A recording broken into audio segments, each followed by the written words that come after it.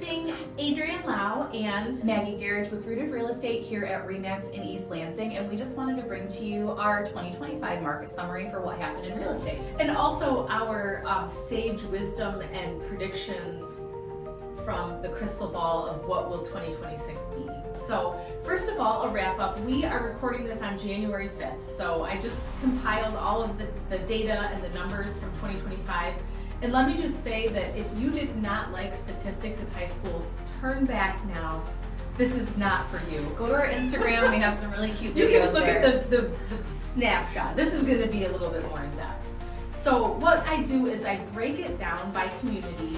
So from Lansing and out, basically our first and second ring suburbs. So if you know the area, Charlotte, Portland, St. John's, Laingsburg, Williamston, and down to Mason and everything in between. And we go by school district, Yes. so it's not going to be, if you're in one of those districts that kind of straddles a couple of communities, we're looking at the school district that you're part of. Absolutely. So overall, the total wrap up was for all of the greater Lansing MLS, we were up 6.5% in 2025. So Great. It's great. It's kind of what you'd expect. Like we're outpacing inflation a little bit, but nothing crazy. And then within the smaller communities, it got kind of wild, right?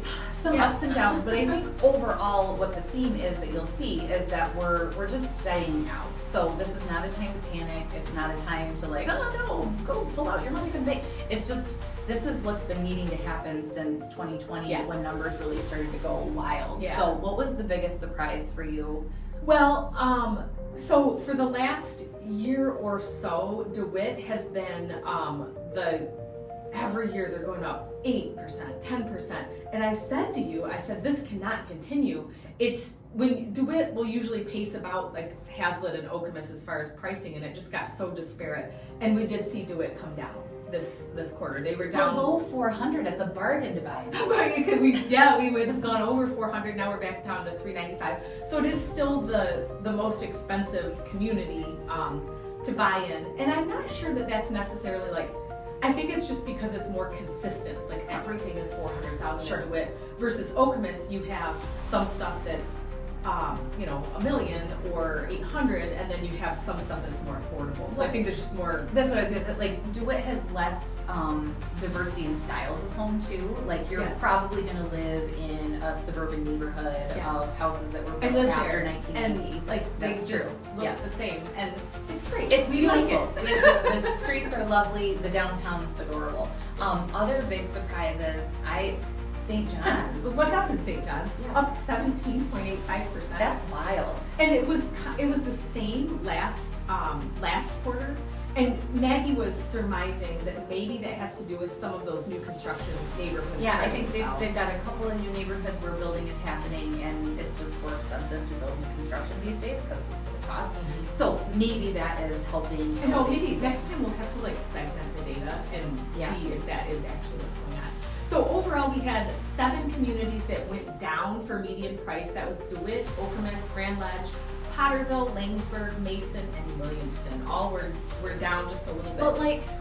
But like Mason, negative 0.73%. Yeah, they were mild. And same thing with DeWitt. That's 1.5%. That's not a huge difference. So now, like our predictions for what's going to happen in 2026, I think days on market is going to be a lot higher than it's been. Yep. And we're seeing that because our inventories are for many years, it was a seller's market, and we had 1 month of inventory. A house came on the market and gobbled up. Yep. We're going to see, we already have started seeing things levelize. We're now in what's considered a balanced market. It's not a buyer's market. It's not a seller's market, which honestly is the most fun market to work in. It's so good. So if you're a buyer that's coming in, like 26 is my year to buy a house. Oh my gosh, yes, great. Like, let's go. You're going to have more choices to look at. Mhm. You're going to be able to think about it for maybe a day, maybe a couple of days. Yeah. You might even have an opportunity to, like, I don't know, negotiate. So all these things are going to, and I don't think we're going to see that right away, but I think because as, like, sellers are going to need to catch up with, like, oh, this is how it is now. That's right. Like they need to understand that things have shifted. Yeah. And things that we were seeing in the crazy seller's market, like appraisal guarantees and free rent back and escalation clauses. We aren't seeing those, and we haven't in a good. I haven't seen an appraisal guarantee in like 9 months. How about you? Yeah, it's been a few months. Yeah. And I think that's great too, right? Sure. Like that's putting people in a not great position to start them off. So I mean, positive for sellers if you're like, okay, this is the year. You've still gained a load of equity over the past several years, and you're gonna. I think that some sellers it happened too fast.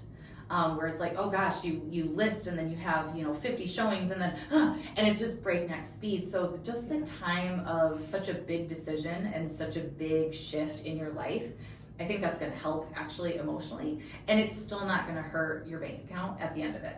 Now, if you have purchased in the last couple of years, you might have a different experience where and hopefully you don't have to move. Right. Usually people don't buy a house for a year, but you know what? Jobs change and people get divorced and people have babies, and like there's reasons that you might have to sell, and so that could be a little bit tricky if you bought a year or two ago and now all of a sudden it's like, oh gosh, we can't even sell it for what we paid for it after closing costs and all of that. So but Maggie and I have both worked in that market before too. We started in the early 2006 where we had a lot of those hard conversations where it was you're sitting with somebody, it's like, well, you need to write a check for $40,000. Then it was a lot. Those were much bigger higher numbers. We're not yeah. going to see that this year at all. I still think that if you purchased in the last couple of years and something has changed in your life, you'll be okay. But it might not be like, oh, it's not winning the lottery, which is exactly what needed to happen because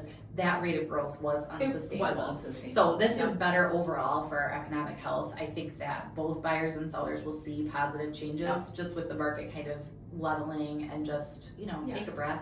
And so thank you if you've made it this far. We appreciate you so much. We know you haven't. Like nobody has made it to the end of the video. So let's talk about like our favorite ice cream flavor for the people that made it to the end or something. I don't know. Mint chocolate chip. Mint chocolate. So boring. What's yours? I'm Mackinac Island fudge. Because I'm from Michigan. Because you're a Michigan girl. St. John's is closer than Mackinac, man. Because it's Mint City. Bye!